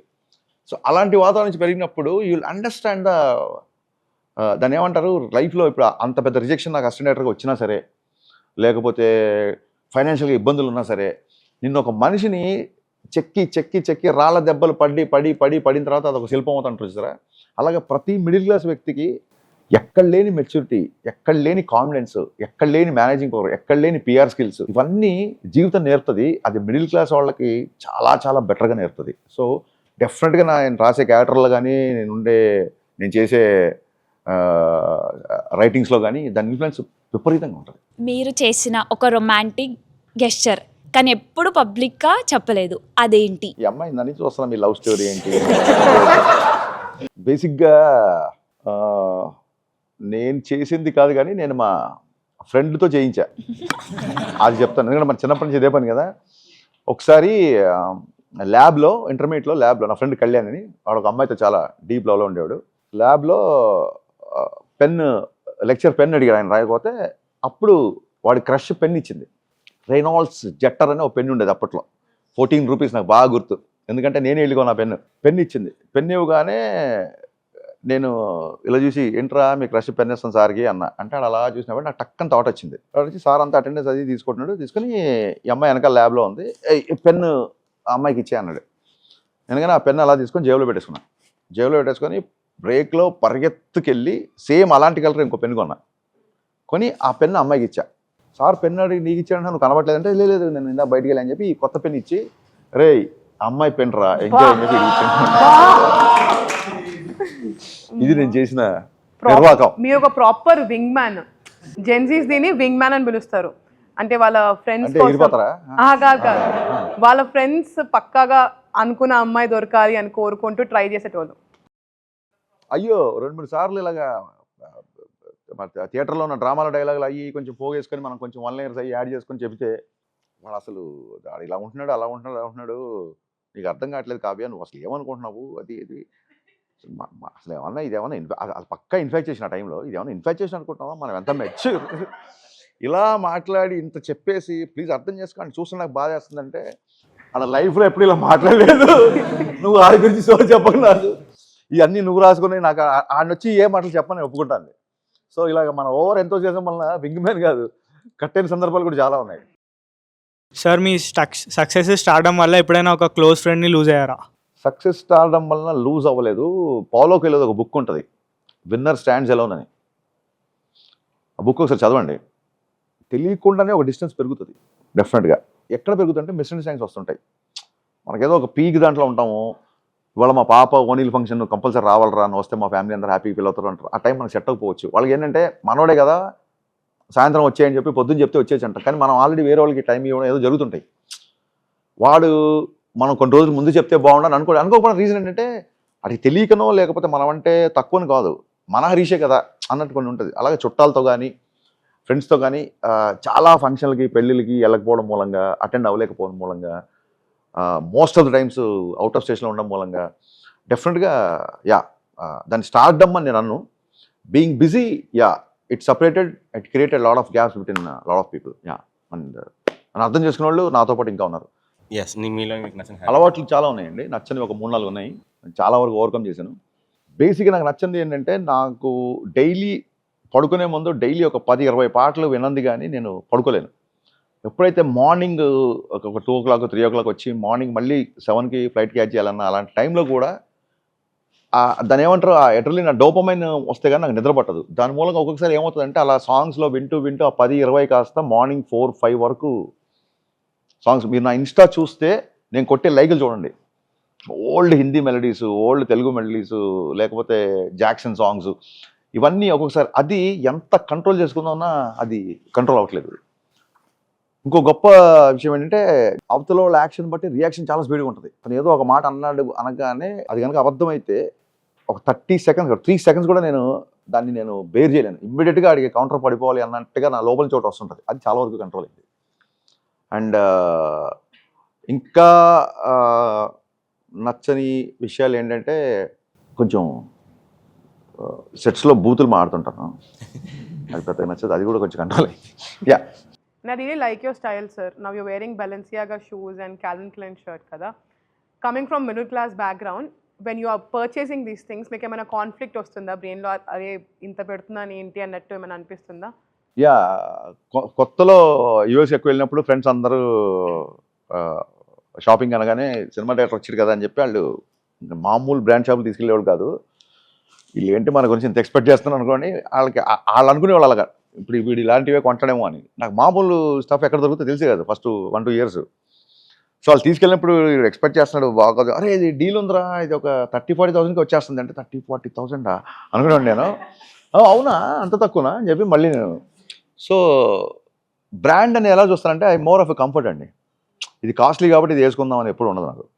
ఇప్పుడు ఫర్ ఎగ్జాంపుల్ G-Shock వాచ్ ఉంటుంది, చాలా తక్కువలో ఉంటుంది అది. సో అది నాకు ఇష్టం ఉంటే అదే వేసుకుంటాను. అండ్ షూస్ అనేది చిన్నప్పటి నుంచి మేము గవర్నమెంట్ స్కూల్లో చదవడం మూలంగా పిల్లలకి మంచి షూస్, కొత్త షూస్ అని ఒక ఫ్యాసినేషన్ ఉంటుంది కదా, అది నాకు చిన్నప్పటి నుంచి ఎప్పుడు రైట్ టైంలో ఎప్పుడు షూస్ వేసుకోలేదండి. సరే ఇప్పుడు ఆపర్చునిటీ ఉంది కాబట్టి వేసుకుంటున్నాను అంతే, మిగతాది పెద్దగా నేను పట్టించుకోను. యా అన్న, యాక్చువల్లీ నేను ఆస్పైరింగ్ డైరెక్టర్. నేను మీ దగ్గర ఏడీలాగా చేయాలంటే నా క్వాలిటీస్ ఏమి ఉండాలి? ఇట్లా నాకేం లేదు అంటే, నాకు చాలామంది ఒక 20 మంది టీం ఉన్నారు. నాకు పాండమిక్లో చాలా గ్యాప్ వచ్చింది కాబట్టి నా మీద డిపెండ్ వాళ్ళు చాలామంది ఉన్నారు. సో మేబీ నెక్స్ట్ 1-2 ఫిల్మ్స్ వరకు అయితే ఛాన్స్ ఉంటుంది. ఆ తర్వాత ఇన్స్టాగ్రామ్లో రైటింగ్స్ పంపిస్తుంటారు కొంతమంది, నాకు కొన్ని కొటేషన్స్ పంపుతుంటారు, కొన్ని థాట్స్ పంపుతుంటారు. So you can approach in that way. Yeah, hi sir, నా పేరు సుజిత్. మీరు షాక్ ఫ్లాప్ అయిన తర్వాత బుజ్జిగాడు అన్నావు కదా, యా థ్యాంక్ యూ, ఎందుకు sir? Thank you for OG. Thank you for Gabbar Singh sir. Thank you. Shock flop అయిన తర్వాత మళ్ళీ కో రైటర్గా చిరుత అండ్ బుజ్జిగాడు చేశారు అండ్ మళ్ళీ వెంటనే మిరపకాయతో వచ్చారు. ఈ గ్యాప్లో, షాక్ తర్వాత గ్యాప్లో మెంటల్లీ ఎంత స్ట్రాంగ్ ఉండాల్సి వచ్చింది మీరు? నరకం. మెంటల్లీ స్ట్రాంగ్ కాదు, నరకం. ఫోన్ ఫుల్ ఛార్జింగ్ ఉండేది, సాయంత్రం అయ్యే వరకు ఆ ఛార్జింగ్ అలాగే ఉండేది, ఒక్క ఫోన్ కాల్ వచ్చేది కాదు. ఇండస్ట్రీకి నేను అవసరం లేదా, అసలు ఈ ప్రపంచానికి నేను అవసరమా లేదా, నన్ను ఎవరు పట్టించుకోరా, ఇంట్లోనేమో వర్క్ ఉందని చెప్పి బైక్ వేసుకొని బయటికి వెళ్ళేవాడిని. ఏ ఆఫీస్కి వెళ్ళాలో తెలియదు. ఏ ఆఫీస్కి వెళ్తాం వర్క్ లేకుండా? అసిస్టెంట్ కాదు, ఏదో సినిమా ఆఫీస్కి వెళ్ళడానికి. సో ఇరానీ కేఫ్లో అక్కడిక్కడ కూర్చొని సాయంత్రం అయ్యేసరికి వచ్చేవాడిని, వర్క్ చేసుకొని వచ్చానని. అది ఎలా ఉండదంటే, ఒక రకమైన దాన్ని ఏమంటారు, ఒక you want people, you want to talk, you want to do. So ఇలాంటి టైంలో మెంటల్ లోన్లీనెస్ అంటారు చూసారా, అది ఒక రకంగా డిప్రెషన్లోకి తీసుకెళ్తుంది. బట్ లక్కీగా నేను చిన్నప్పటి నుంచి ఇలాంటివన్నీ చూసాం కాబట్టి వెళ్ళలేదు, డిప్రెషన్లోకి వెళ్ళలేదు. But that period was ruthless. Yeah, ప్రపంచం అంతా ఇంత రూత్లెస్గా ఉంది నాకు ఏంటి అని అనిపించేది. అలాంటి టైంలోనే పూరి గారు పిలిచారు యాక్చువల్లీ. సార్, మా లాంటి ఆస్పైరింగ్ ఫిలిం మేకర్స్కి ఆర్ రైటర్స్కి మీరు ఇచ్చే ఒక సజెషన్ ఏంటి? ఎవరు సజెషన్ వినకండి, ఇంక్లూడింగ్ మైండ్. ఎందుకంటే I'm jealous of all of you. I mean very jealous. ఎందుకంటే మేము ఉన్న టైంలో నేను ఇలా తీస్తాను, ఇలా చేస్తాను అని చెప్పడానికి మాకు టూల్స్, ఇన్ఫ్రాస్ట్రక్చర్ లేదు. ఇప్పుడు యూ డజంట్ నీడ్. మీరు ఒకటి చేసి యూట్యూబ్లో పెట్టి ఆల్రెడీ సినిమా తీసేసి అని చెప్పి ఫోన్లో కూడా తీసి పెడుతున్నారు. నేను ఒక ఇంజనీరింగ్ కాలేజ్కి వెళ్ళినప్పుడు అక్కడ ఒక ఫస్ట్ షార్ట్ ఫిల్మ్ ఫెస్టివల్కి నేను జడ్జి వెళ్ళినప్పుడు ఒక అబ్బాయికి ఫస్ట్ ఇస్తే అతను ఈ టర్న్ టు బి మేర్లబాగ గాంధీ. ఆ తర్వాత మళ్ళీ ఇంకో కాలేజ్కి వెళ్ళినప్పుడు ఈ టర్న్ టు బి మొన్న వచ్చిన మన కౌశిక్. సో ఎలా ఉంటుందంటే యూ గైస్ ఆర్ లైక్, నేను స్టూడెంట్ కూడా ఏ డైరెక్టర్ ఇలా మాట్లాడాల, నాకు ఈ అవకాశం రాలా, మీకు వచ్చింది. ఎవరైనా నాకు జెన్యూన్ క్వశ్చన్స్ పెడితే కూడా రిప్లై ఇస్తా. అప్పుడు నా ఫేవరెట్ డైరెక్టర్లు ఎవరికి ఏ ప్లాట్ఫామ్ లేదు, సో నాకు యాక్సెస్ లేదు. Now you have so much supporting system around you. So మీకు మీ గట్ ఫీలింగ్ కూడా చెప్తుంటుంది. ఆ గట్ ఫీలింగ్ జాగ్రత్తగా ఉండి, అదొకసారి నువ్వు ఎదవని కూడా చెప్తుంటుంది, అప్పుడు కూడా వినాలి. So listen to your heart, whether it is good or bad, listen to it and react accordingly. Fresh script రాయడం ఆర్ ఆల్రెడీ ఉన్న స్క్రిప్ట్ని అడాప్ట్ చేయడం, ఈ ప్రాసెస్లో డిఫరెన్స్ ఏంటి అండ్ మీరు ఫేస్ చేసిన డిఫికల్టీస్? ఆల్రెడీ ఉన్న స్క్రిప్ట్ని అడాప్ట్ చేయడం చాలా కష్టం. ఇప్పుడు ఆల్రెడీ ఉన్న స్క్రిప్ట్ ఏంటంటే it should be remake, right? నేను చాలాసార్లు చెప్పాను, చాలామంది దానిలో ట్రోల్ చేస్తుంటారు, వాట్ ఎవర్, నేను పట్టించుకోను, I stick to my views. నేను ఎగ్జామ్ రాసిన తర్వాత రిజల్ట్ వచ్చింది అనుకోండి, అది స్ట్రైట్ ఫిలిం. ఆల్రెడీ నువ్వు ఫస్ట్ క్లాస్ ఒక సబ్జెక్ట్లోనో, ఒక భాషలోనో, ఒక రాష్ట్రంలోనో నీ రిజల్ట్ వచ్చేసింది ఆల్రెడీ, అది బ్లాక్ బాస్టర్. ఇప్పుడు నువ్వు ఎగ్జామ్ రాయాలి, అది వణుకుంటూ రాస్తాడు కదా, దాన్ని మ్యాచ్ చేస్తాను ఎక్స్పెక్టేషన్స్కి. సో అడాప్ట్ చేసినప్పుడు చాలా డిఫికల్టీ. మీరు ఏది సాటిస్ఫైయింగ్గా ఫీల్ అవుతారు? నేను సాటిస్ఫై అయినవి చాలా ఉన్నాయి. సాటిస్ఫై అవ్వంది second part of mister Bachchan. I couldn't adapt it properly. It's a pure writer's failure. Sir, ఇప్పుడు మనం ఇంత సక్సెస్లో ఉన్నారని మీరు అనుకుంటున్నాం కదా, so what do you mean by success? అంటే మనీయా, కన్సిస్టెన్సీయా, పీసా, లైఫా? సో మీరేమనుకుంటున్నారు? అనుకున్న టైంకి అనుకున్న పని చేయడం సక్సెస్. అనుకున్న టైంకి అనుకున్న ఫ్రెండ్ని కలవగలడం సక్సెస్. అనుకున్న టైంకి అనుకున్న ప్లేస్లో ఉండగలడం సక్సెస్. బేసిక్గా you are free of everything. అంటే ఫైనాన్షియల్ టెన్షన్స్ లేకుండా, ఫేమ్ టెన్షన్ లేకుండా, ఏంటి ఇట్లా ఫ్రీడమ్ని ఎంజాయ్ చేస్తాను చూసావా, ఆ ఫ్రీడమ్ని ఎంజాయ్ చేసే లగ్జరీయే సక్సెస్ బేసిక్గా. అదొక్క సినిమా ఇండస్ట్రీలోనే ఉండదు, చాలామంది బయట ఉన్న వాళ్ళకి ఉంటుంది. ఒక ఫార్మర్కి ఉంటుండొచ్చు, పొద్దున్న లేచి హ్యాపీగా తన పొలం తను దున్నేసుకొని ఇంటికి వచ్చి ఆ ఫ్రీడమ్ ఉంటుంది చూసావా. మనిషి జీవితంలో ఎక్కువగా ఎంజాయ్ చేసేది ఫ్రీడమే, అది మనం రియలైజ్ అవ్వం. అందుకే ఎవరైనా తప్పు చేస్తే ముందు అది ఫ్రీడమ్ కట్ చేసి జైల్లో పెట్టండి అంటారు. ఎందుకు? అది పెద్ద పనిష్మెంట్ అని ఫీల్ అవుతాం. పెద్ద పనిష్మెంట్ అని, ఫ్రీడమ్ కట్టడం కంటే మించిన పనిష్మెంట్ నీకు ఉండదు. సో ఆ ఫ్రీడమ్ని పరిపూర్ణంగా ఎంజాయ్ చేసే స్థాయికి వెళ్ళగలడమే సక్సెస్. సార్, హానెస్ట్గా చెప్పాలంటే లైక్ మేము యాక్చువల్లీ మీరు హానెస్ట్గా చెప్పాలంటే మీరు ఈ ఇండస్ట్రీలో ఒక పెద్ద ఏదైనా చేంజ్ చేయాలి అని ఏమనుకుంటున్నారు? What's the big change you are thinking to make? So ఆ ఇండస్ట్రీని చేంజ్ చేసేంత సీను, కెపాసిటీ నాకు లేదు. ఇండస్ట్రీలో ఏం చేంజ్ చేయాలి అనేది కూడా లేదు. ఒక్క విషయం అంటే నేనేమనుకుంటానంటే, ఒక రా ఆడియన్గా మనం ఒక 100 థాట్స్తో, ఒక 1000 ఆలోచనలతో చాలా ఎక్సైట్మెంట్ ఇండస్ట్రీకి వస్తాం. ఇండస్ట్రీకి వచ్చిన తర్వాత ఇక్కడ డిస్ట్రిబ్యూటర్ లెక్కలు కానీ, లేకపోతే కమర్షియల్ ఎలిమెంట్స్ కానీ, లేకపోతే రెవెన్యూ మోడల్స్ కానీ కొన్ని ఏం చేస్తాయంటే నీలో ఉన్న ఆడియన్ని ఎంతో కొంత డైల్యూట్ చేస్తుంటుంది. సో మీరు అడిగిన క్వశ్చన్కి ఇండస్ట్రీలో ఏం చేంజ్ చేయాలి అనే క్వశ్చన్కి ఆన్సర్ ఏంటంటే, ఇండస్ట్రీ మనం చేంజ్ చేయకపోతే చాలు, అది ఇంపార్టెంట్. నీలో ఉన్న ఆ ఒరిజినల్ ఆడియన్ ఎవరైతే ఉన్నాడో అతను, నువ్వు ఇర్రెస్పెక్ట్ ఆఫ్ నీ ప్రొఫెషన్, నువ్వు యాక్టర్ అవ్వచ్చు, డైరెక్టర్ అవ్వచ్చు, రైటర్ అవ్వచ్చు, ఫస్ట్ నీలో ఉన్న ప్రేక్షకుడు చచ్చిపోకూడదు. ఈ ప్రేక్షకుడిని ఏం చేస్తారంటే, సక్సెస్ వచ్చిన తర్వాత ఈ ప్రేక్షకుడిని మన నుంచి కొంచెం కొంచెం కొంచెం దూరం చేస్తూ ఉంటుంది. సో అదొకటి.